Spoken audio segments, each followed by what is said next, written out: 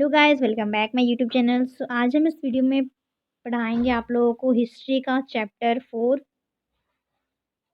अगर आप लोग यूपीएससी के एस्पिरेंट हो तो हमारे साथ आप ये हिस्ट्री एनसीईआरटी का यहाँ पे क्लास चल रहा है जो हम बेसिक से स्टार्ट किए हुए हैं। क्लास 6 का ये लेसन है और ये चैप्टर 4 है। ये चैप्टर का नाम है क्या बताती है हमें किताबें और खबरें। तो इस चैप्टर में हम आप लोगों को इस लेसन में first lesson, second lesson, third lesson अपने चैनल पे वीडियो प्रोवाइड कर चुके हैं। आज हम लाए हुए हैं लेसन 4, क्या बताती हैं हमें किताबें और खबरें। आप लोग इसे लास्ट तक देखिएगा जिससे आप लोगों का पूरा कवर हो जाएगा एनसीईआरटी लेसन 4।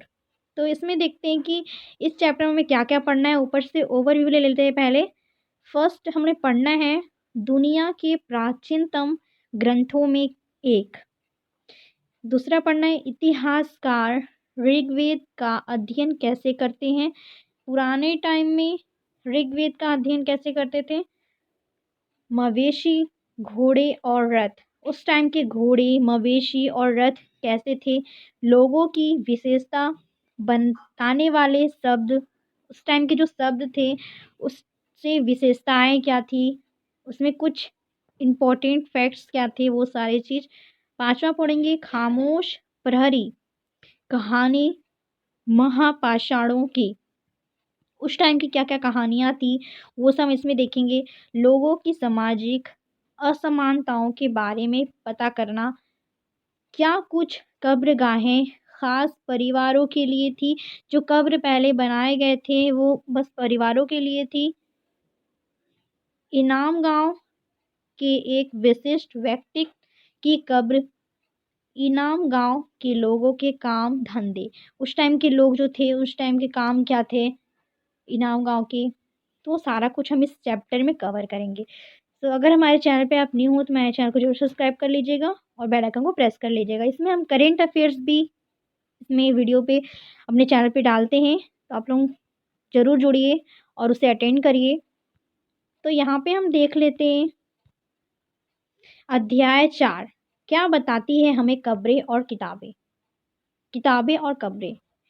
तो पुस्तक में मेरी मेरी नाम की एक लड़की रहती है। जैसे ही घंटी बजी शिक्षक ने छात्रों को अपने साथ आने को कहा। आज वे पहली बार पुस्तकालय लाइब्रेरी जा रहे थे।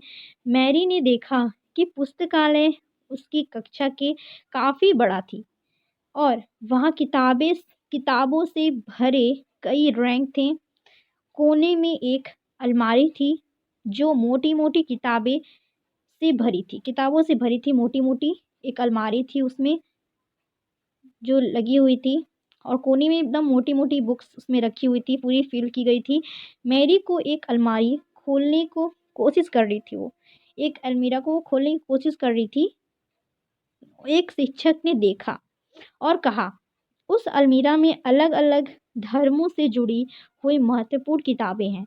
उसमें उसके टीचर ने बोला कि इस अलमीरा में आपके बहुत अलग अलग धर्म के, अलग अलग रिलीजियस के इसमें बुक्स रखे गए हैं। अलग अलग धर्म की बुक्स रखी हैं महत्वपूर्ण। क्या तुम्हें मालूम है, शिक्षक कह रहे मेरी से, कि हमारे पास वेदों के का भी एक संग्रह है। वेदों का एक संग्रह है पूरा। मेरी सोचने लगी वेद क्या है। उसके माइंड में थॉट आया कि वेद क्या होता है, चलो पता लगाएं। दुनिया के प्राचीनतम ग्रंथों में से एक। शायद तुमने वेदों के बारे में सुना होगा। वेद 4 प्रकार के होते हैं, ऋग्वेद, सामवेद, यजुर्वेद तथा अर्थवेद। सबसे पुरानी वेद ऋग्वेद है, जिसकी रचना लगभग 3500 साल पहले हुई थी। ऋग्वेद में 1000 से ज़्यादा प्रार्थनाएं जिन्हें सूक्त कहा गया है। सूक्त, ये आप लोगों का इम्पोर्टेंट चीज़, इसे आप नोट कर सकते हैं। सूक्त कहा गया था उस टाइम की जो प्रार्थना, ढेर सारी प्रार्थना थी तो उसको सूक्त कहा गया है। सूक्त का मतलब है अच्छी तरह से बोला गया। ऋग्वेद में जो लिखी गई प्रार्थनाएं हैं उसमें अच्छी तरह से समझाया गया, बोला गया था। ये विभिन्न देवी देवताओं की प्रस्तुति में रचे गए हैं। इनमें से 3 देव देवता बहुत महत्वपूर्ण हैं। उन देवताओं के नाम है इंद्र और सोम, अग्नि। अग्नि आग के देवता, इंद्र युद्ध के देवता और सोम एक पौधा है जिससे एक खास पेय बनाया जाता है। वैदिक प्रार्थनाओं की रचना ऋषि ने की थी। ऋग्वेद की जो वैदिक प्रार्थनाएं उसमें जो थी वो सारी ऋषियों ने की थी जो प्रार्थनाएं करते हैं। आचार्य विद्यार्थियों को इन्हें अक्षरों, शब्दों और वाक्यों में बांटकर स्वर पाठ द्वारा कष्ट करवाते थे। अधिकांश सूक्तों के रचयिता सीखने और सिखाने वाले पुरुष थे। उस टाइम के जो थे वो ज़्यादातर पुरुष थे। कुछ प्रार्थनाओं की रचना महिलाएं भी की थी। ऋषिवेद, ऋग्वेद का भाषा प्राक संस्कृत या वैदिक संस्कृत में कहलाती थी। तुम स्कूल में जो संस्कृत पढ़ती हो उससे यह भाषा थोड़ी भिन्न थी। हम जो स्कूल में पढ़ते हैं संस्कृत उससे डिफरेंट थी थोड़ी सी संस्कृत भाषाएं और अन्य भाषाएं। संस्कृत भाषाएं भारोपीय, भारत यूरोपीय भाषा परिवार का हिस्सा है। भाषा भारत की कई भाषाएं असमिया, गुजराती, हिंदी, कश्मीरी, सिंधी, एशियाई भाषाएं जैसे फ्रांसीसी तथा यूरोप की बहुत सी भाषाएं जैसे अंग्रेजी, फ्रांसीसी, जर्मनी, यूनानी, ये सारी भाषाएं इसी परिवार से जुड़ी हुई हैं। एक भाषा परिवार इसलिए कहा जाता है क्योंकि आरंभ में उनमें कई शब्द हैं जैसे एक जैसे थे। उदाहरण के लिए मात्र, संस्कृत माँ, हिंदी और मदर अंग्रेजी में। शब्द को देखो और पहचानो कि ये जो मात्र है, मात्र संस्कृत में बोला जाता है, माँ को हिंदी में बोला जाता है माँ, मदर अंग्रेजी इंग्लिश वर्ड है। क्या तुम्हें इनमें से समानता नजर आती है? कोई समानता इसमें नजर आता है? महाद्वीपों में दूसरे भाषा परिवारों की भी भाषाएं बोली जाती थी। उदाहरण के लिए पूर्व प्रदेशों में तिब्बत वर्मा परिवार की भाषाएं बोली जाती थी। तमिल, तेलुगु, कन्नड़ और मलयालम द्रविड़ परिवार की भाषाएं हैं। जबकि झारखंड और मध्य भारत के कई हिस्सों में बोली जाने वाली भाषाएं ऑस्ट्रो एशियाटिक परिवार से जुड़ी हैं। हम जिन किताबों को पढ़ते हैं वे लिखी और छापी गई हैं जो हम बुक्स पढ़ते हैं। ऋग्वेद का उच्चारण किया जाता था और श्रवण किया जाता था, इन न कि पढ़ा जाता था। उस टाइम के जो बुक थे ना उसे जब करते थे, श्रवण करते थे उस टाइम की बुक को, कि ना कि बस नॉर्मली पढ़ा जाता था। रचना के कई सदियों बाद इसे पहली बार लिखा गया। इसे छापने का काम तो मुश्किल से 200 साल पहले हुआ। इतिहासकार ऋग्वेद का अध्ययन कैसे करते थे? उस टाइम के लोग कैसे करते थे अध्ययन? क्योंकि कुछ 200 साल पहले तो ये छपा गया है, उस टाइम के लोग कैसे पढ़ते थे इसे? इतिहासकार पूर्वोत्तरताओं की तरह ही अतीत के बारे में जानकारी इकट्ठी करते थे, लेकिन भौतिक अवशेषों के अलावा वे लिखित स्रोतों का भी उपयोग करते हैं। चलो देखते हैं कि वे ऋग्वेद का अध्ययन कैसे करते हैं। ऋग्वेद के कुछ सूक्त वार्तालाप के रूप में हैं। विश्वामित्र नामक ऋषि और देवों के रूप में पूजित 2 नदियां व्यास और सतलुज 2 नदियों के बीच यह संवाद एक ऐसी ही सूक्त का आशय है। ऋग्वेद की पांडुलिपि का एक पन्ना, ये एक ऋग्वेद की पन्ना है पांडुलिपि। इस पे छपा हुआ है। भूर्ज वृक्ष का की छाल पर लिखी यह पांडुलिपि कश्मीर में पाई गई थी। लगभग 150 वर्ष पहले ऋग्वेद को सबसे पहली बार छापने के लिए इसका उपयोग किया गया था। इसी पांडुलिपि को देखकर अंग्रेजी अनुवाद तैयार हुआ। यह पूरे पांडुलिपि महाराष्ट्र के एक पुस्तकालय में सुरक्षित है। इसको रखा गया है महाराष्ट्र में। इस पांडुलिपि को लिखे हुए महाराष्ट्र में अच्छे से इसको रखा गया है म्यूजियम में। मवेशी, घोड़े और रथ। ऋग्वेद में मवेशियों, बच्चों, खासकर पुत्रों, जो उनके बेटे और घोड़ों को की प्राप्ति के लिए अनेक प्रार्थनाएं हैं। घोड़ों की लड़ाई में रथ खींचने का काम में लाया जाता था। इन लड़ाइयों में मवेशी जीत कर लाए जाते थे। लड़ाइयों वैसे जमीन के लिए भी लड़ी जाती थी। यहाँ अच्छे चारागाह हो या जहाँ पर जैसे जल्दी तैयार हो जाता था। फसलों का उपजाऊ जाया जाता था। कुछ लड़ाइयाँ पानी के शर्तों और लोगों के को बंदी बनाने के लिए भी लड़ी जाती थी। उस टाइम के जो युद्ध होते थे फसलों के लिए भी किए जाते थे और ज़मीनों के लिए भी किए जाते थे। युद्ध में जीते गए धन का कुछ भाग सरदार रख लेते थे और कुछ हिस्सा पुरोहित को दिया जाता था। शेष धन आम लोगों में बांट दिया जाता था। कुछ धन यज्ञ करने के लिए भी प्रयुक्त होता था। यज्ञ की आग में आहुति दी जाती थी। ये आहुतियाँ देवी देवताओं को दी जाती थी। घी, अनाज और कभी कभी जानवरों को भी आहुतियाँ दी जाती थी। अधिकांश पुरुष इन युद्धों में भाग लेते थे। कोई स्थायी सेना नहीं होती थी, लेकिन लोग सभाओं में शामिल मिलते जुलते थे और युद्ध व शांति के विषय के सलाह मुशाविरा करते थे। वहाँ ये ऐसे लोगों को अपना सरदार चुनते थे जो बहादुर और कुशल योद्धा हो। लोगों की विशेषता बताने वाली शब्द। लोगों की विशेषताएं कैसे पता लगाते थे उस शब्द हम इसमें जानेंगे। लोगों का वर्गीकरण काम, भाषा, परिवार या समुदाय, निवास स्थान या संस्कृत परंपरा के आधार पर किया जाता है। ऋग्वेद में लोगों की विशेषताएं बताने वाले कुछ शब्दों को देखो। ऐसे दो समूह जिनका वर्गीकरण काम के आधार पर किया गया है।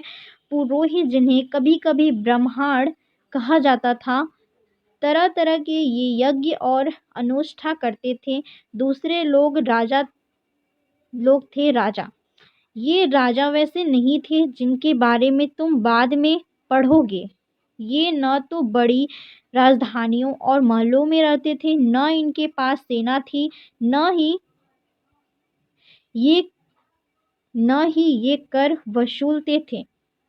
प्रायतः राजा की मृत्यु के बाद उसका बेटा अपने आप ही आसन नहीं बन जाता था। उस टाइम के राजा अलग टाइप के थे। पिछले अनुभाग को देखते फिर पढ़ोगे और यह पता लगेगा कि कोशिश किसे का राजा क्या करते थे। जनता या पूरे समुदाय के लिए दो शब्दों का इस्तेमाल होता था। एक था जन, जिसका प्रयोग हिंदी व अन्य भाषाओं के में आज भी होता है। दूसरा था वैश्य, जिससे वैश्य शब्द निकला। इस विषय पर तुम अध्याय 5 में विस्तार से पढ़ोगे। हम नेक्स्ट चैप्टर में जो लेसन 5 है उसमें हम इसके बारे में डिटेल में पढ़ेंगे, डिटेल में जानेंगे। भी बस इतना जान लेते हैं कि ये दो भाषाएं बोली जाती थी। ऋग्वेद में वैश्य और जनों का नाम मिलते हैं, इसलिए हमें पुरुष जन या वैश्य भारत जन या वैश्य युद्ध जन या वैश्य जैसे कई उल्लेख मिलते हैं। तुम्हें इनमें से कोई नाम जाना पहचाना लगता होगा। जिन लोगों ने इन प्रार्थनाओं की रचना की थी वे कभी कभी खुद को आर्य कहते थे तथा अपने विरोधियों को दास या दैत्य कहते थे। दैत्य वे लोग थे जो यज्ञ नहीं करते थे और शायद दूसरी भाषा में बोलते हैं बाद के बाद समय में दास स्त्रीलिंग दासी, जो लड़कियों औरतें जो थी उसे दासी और जो पुरुष थे उन्हें दास कहते थे। शब्द मतलब गुलामी हो गया। ये जो शब्द है वो गुलाम टाइप का है। दास भी स्त्रियां और पुरुष होते थे जिन्हें युद्ध में बंदी बनाया जाता था। उन्हें उनके मालिक की जायदाद माना जाता था। जो भी काम मालिक चाहते थे उन्हें वह सब करना पड़ता था। जिन युग के में उपमहाद्वीप के उत्तर पश्चिम में ऋग्वेद की रचना हो रही थी उसी समय दूसरी जगहों पर एक अलग तरह का विकास हो रहा था। देखो वहाँ क्या हो रहा था। खामोश प्रहरी कहानी महापुरुषों की। अगले पृष्ठ के चित्रों में देखो ये शिलाखंड महापाषाण बड़ा पाषाण पत्थर नाम से जाने जाते थे। ये पत्थर दफन करने की जगह पर लोगों द्वारा बड़े करीने लगाए गए। महापाषाण कब्र बनाने की प्रथा लगभग 3000 साल पहले शुरू हुई। यह प्रथा दक्कन, दक्षिण भारत, उत्तर पूर्वी भारत और कश्मीर में प्रचलित थी। कुछ महत्वपूर्ण महापाषाण पूरा स्थल मानचित्र 2 में दिखाए गए हैं। अभी कुछ महापाषाण जमीन के ऊपर ही दिख जाते हैं, कुछ महापाषाण जमीन के भीतर भी होते हैं। यहाँ कई बार पुरावृत्तों को गोलाकार सजाए हुए पत्थर मिलते हैं। कई बार अकेला खड़ा हुआ पत्थर मिलता है। ये ही एकमात्र प्रमाण है जो जमीन के नीचे कब्रों को दर्शाते हैं। ऐसे टाइप में ये पत्थर हैं जो यहाँ पे अनुमान लगाते हैं कब्रों में कब्र रहा करते थे, दर्शाते हैं।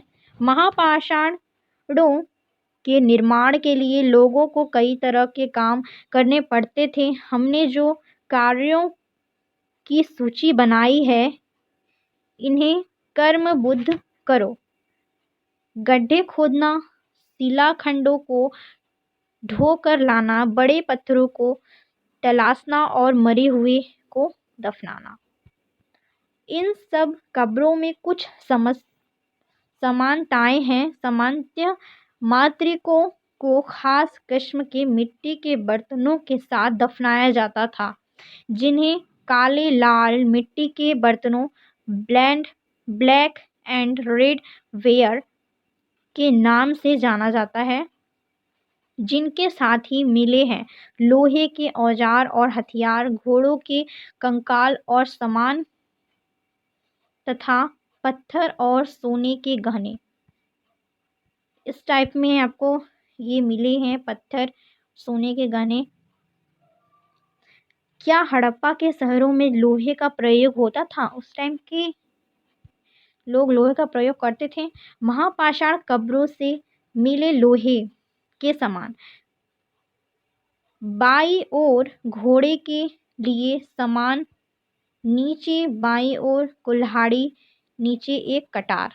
यहाँ पे आप देख रहे होंगे घोड़े का सामान, यहाँ पे कुल्हाड़ियाँ हैं कुछ और यहाँ पे कटारें हैं एक। लोगों की सामाजिक समस्याओं के बारे में पता करना। पुरातत्विद यह मानते हैं कि कंकाल के साथ पाई गई चीज़ें मरे हुए व्यक्ति की ही रही होगी। जो वहाँ पे दफनाया जाता था उसमें रेड मिट्टी, ब्लैक जो थे वहाँ पे जो सामान मिले थे उससे अनुमान लगाया जाता था कि यहाँ पे मरे हुए लोगों के कब्र दफनाए जाते थे। कभी कभी एक कब्र की तुलना में दूसरे कब्रों से ज़्यादा चीज़ मिलती है। मानचित्र 2 और 13 पृष्ठ 13 बाहगिरी को खोजो, जहाँ एक व्यक्ति की कब्र में 33 सोने के मनके और शंख गए हैं। दूसरे कंकालों में के पास सिर्फ कुछ मिट्टी के बर्तनों ही पाए गए हैं। यह दफनाए गए लोगों की सामाजिक स्थिति से भी भिन्न को दर्शाती है। कुछ लोग अमीर थे तो कुछ लोग गरीब, कुछ लोग सरदार थे तो कुछ दूसरे अनुयायी, या फिर हो सकता है कि उस टाइम में जो लोग अपना सामान यूज़ करते थे उसके साथ ही दफना दिया हो। कुछ कोई अनुमान बस लगा सकते हैं उस टाइम क्या हुआ था एक्चुअली में, कोई एकदम अच्छे से नहीं देखा है। क्या कुछ कब्रगाहें खास परिवारों के लिए थी? कभी कभी महापाषाणों में एक से अधिक कंकाल मिले हैं। वे यह दर्शाते हैं कि शायद एक ही परिवार के लोगों को एक ही स्थान पर अलग अलग समय पर दफनाया गया था। बाद में मरने वाले लोगों को पोर्ट होल के रास्ते कब्रों में लाकर दफनाया जाता था। ऐसे स्थान पर गोलाकार लगाए गए पत्थरों या चट्टानों चिन्हों का काम करते थे, जहां लोग आवश्यकता अनुसार सर्वों को दफनाने दोबारा आ सकते थे। वहां पे अपना निशान लगा देते थे पत्थर से बड़े। इनाम गांव के एक विशिष्ट व्यक्ति की कब्र। इनाम गांव की खोजो, इसे खोजने के लिए बोला गया है। यह भीमा की सहायक नदी घोड़ के किनारे एक जगह है। यह भीमा की सहायक नदी घोड़ के किनारे एक जगह है, स्थान है। इस जगह पर 300 से 3700 3600 से 3700 साल पहले लोग रहते थे। 3600 से लेके 3700 साल तक यहाँ लोग रहते थे। यहाँ वयस्क लोगों के प्रातः गड्ढे में सीधा लीटा कर दफना जाता था। इनका सिर उत्तर की ओर होता था। कई बार इन्हें घर के अंदर ही दफनाया जाता था। ऐसे बर्तन जिनमें शायद खाना और पानी हो, दफनाए गए शव के पास रख दिए जाते थे। एक आदमी को 5 कमरों वाले मकान के आंगन में 4 पैरों वाले मिट्टी के एक बड़े से संदूक में दफनाया गया था। बस्ती के बीच में बसा यह गांव के सबसे बड़े घरों में एक था। सबसे बड़े घरों में का एक था ये। इस घर में एक अनाज का गोदाम भी था। सबके पैर मुड़े हुए थे। इन गांव के लोगों के काम धंधे, उस टाइम के जो लोग थे उनका काम क्या था वो देखेंगे। इन गांव के पुरातत्विदों को गेहूं, जौ, दाल, बाजरा, मटर और तिल के बीज मिले हैं। कई जानवरों की हड्डी भी मिली है।